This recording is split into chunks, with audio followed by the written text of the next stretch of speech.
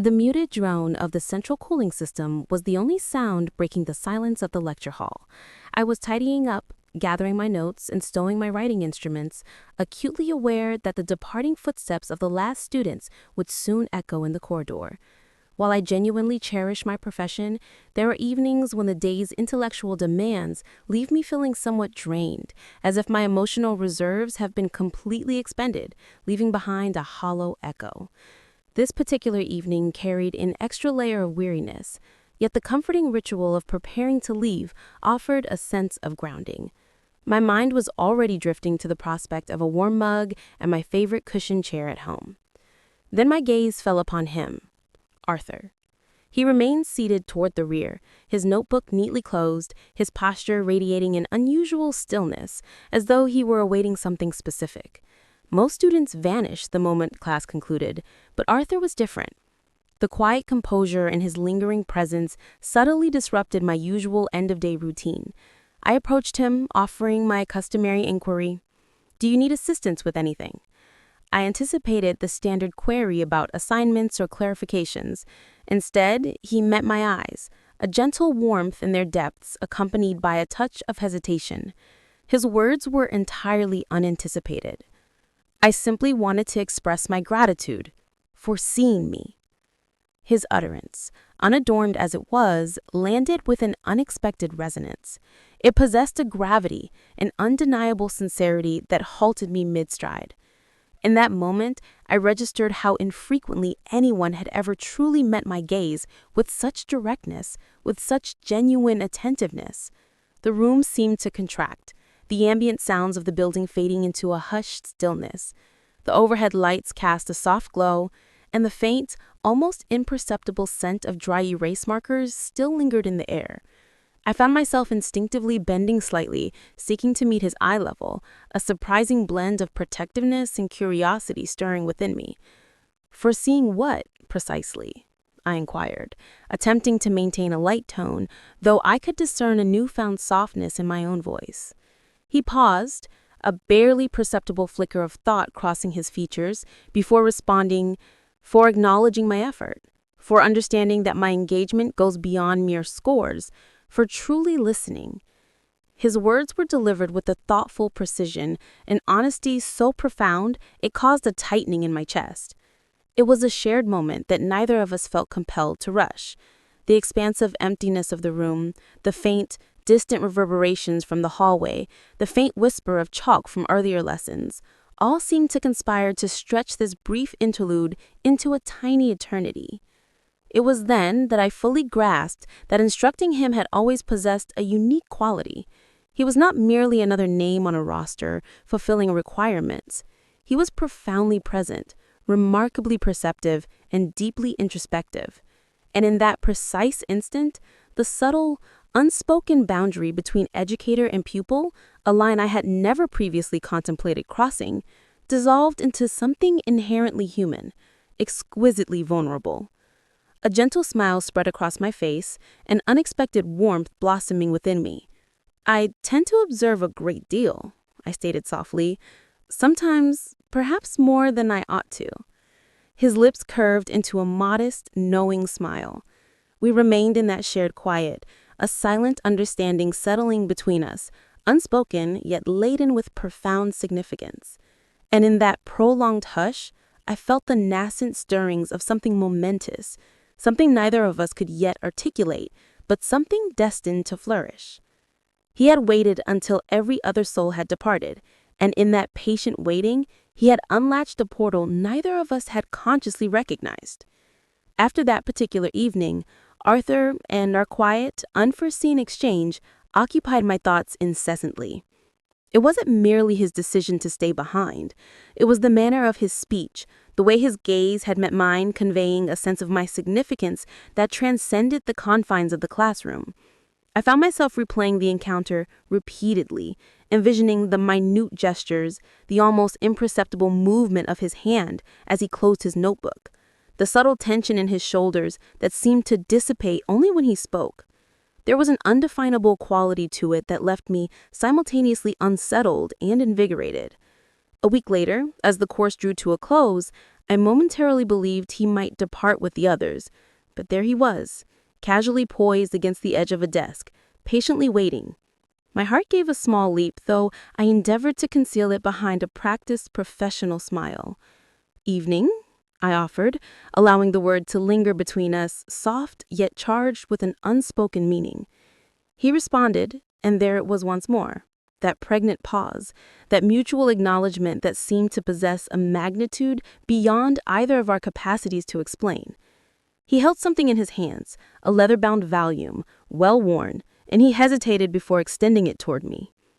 "I wished to share something with you." "Only if you're inclined to see it," he added, his voice hushed, careful, as if venturing into uncharted emotional territory. Curiosity ultimately outweighed caution, and I offered a nod. He placed the journal gently into my hands, and as I opened it, I discovered pages filled with personal reflections, intricate sketches, acute observations about the world, insightful notes on people, on life itself, and even vivid recollections from our classes. I could almost sense the countless hours he must have dedicated to contemplating, to articulating, to meticulously shaping his inner world into something tangible. I turned the pages with deliberate slowness, absorbing each word. "It's truly exquisite," I murmured, a sudden constriction in my throat. "You possess a remarkable ability to perceive things, to discern what others often overlook." He offered that familiar, modest, earnest smile, shrugging slightly as if discomforted by my praise. "I wanted you to understand that your lessons genuinely resonate. I don't attend merely for the academic requirements or the final assessment. I come because you provoke me to think, to observe, and to truly feel." His words, so earnest, so unvarnished, enveloped me like a comforting embrace. I had instructed countless students throughout my career, yet none had ever articulated such a sentiment. And in that precise moment, I realized that the bond we shared was not purely academic. It was something far deeper, something profoundly intimate and quietly significant. I inhaled deeply, closing the journal, and meeting his gaze. "Thank you, Arthur," I managed, feeling my chest tightened with a surge of emotion. "That truly signifies more than words can express." He nodded, and for several quiet moments, we simply stood there, suspended in the stillness of the vacant classroom, the gentle hum of the overhead luminaires, the faint, nostalgic scent of dry chalk and aged textbooks, and the distant, rhythmic squeak of a janitor's mop in the hallway, all seamlessly integrated into the growing intimacy between us, the unspoken understanding that something profoundly meaningful was taking root. As he finally turned to depart, an undeniable reluctance washed over me. I didn't want him to leave. Not yet. "Would you be amenable to conversing further? Perhaps after our session tomorrow?" I found myself asking, my voice softer than intended. He paused, then nodded, his eyes locking with mine. "I would enjoy that immensely," he stated simply.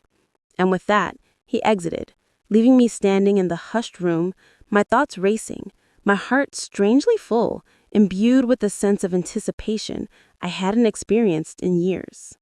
That night, sleep eluded me as I contemplated him, us, and the serendipitous nature of profound connections that often materialize when least expected.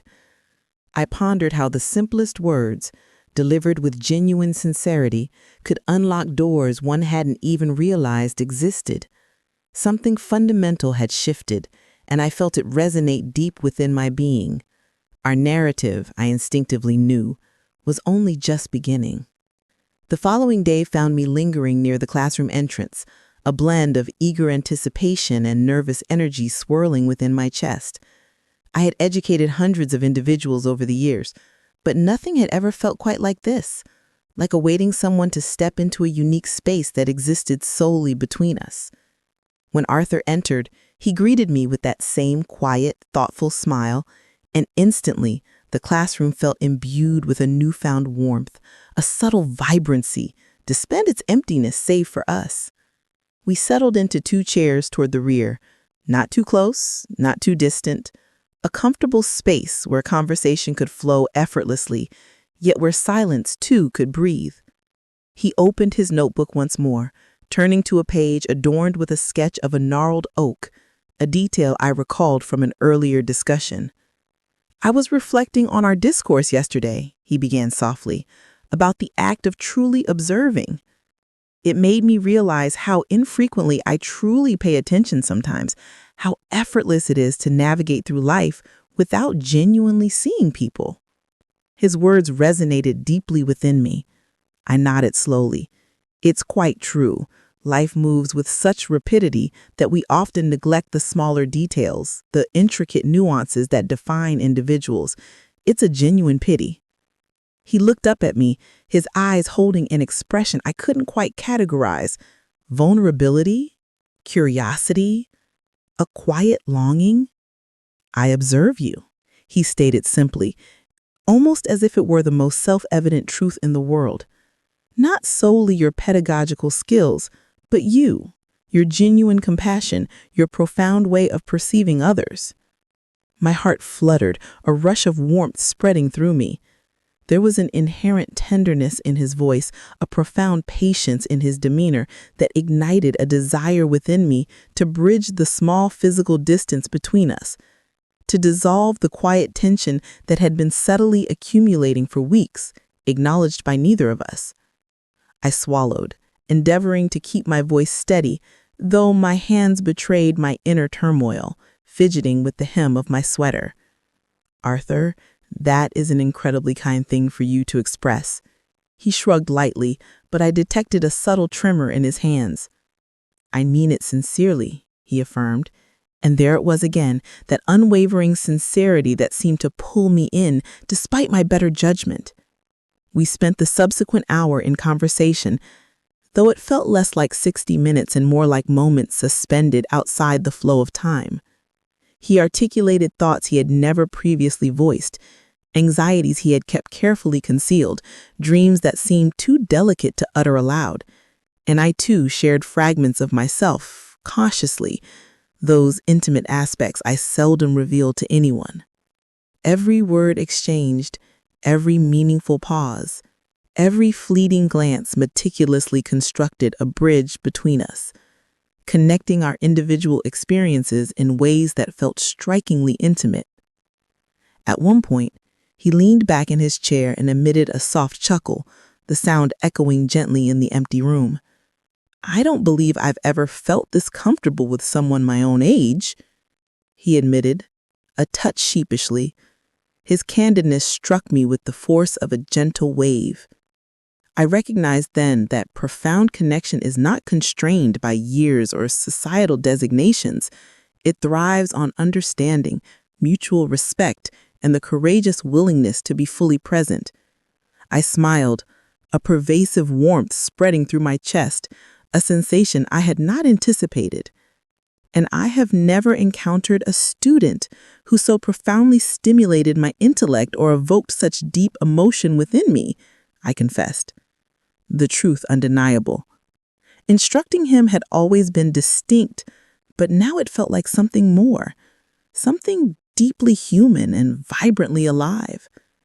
As the afternoon sunlight streamed through the tall windows, painting luminous golden stripes across the classroom floor, I felt a profound shift within my heart. There was no sense of urgency, no pressure, merely a quiet recognition that something profoundly meaningful was blossoming between us, something neither of us could yet precisely define, but both could undeniably feel.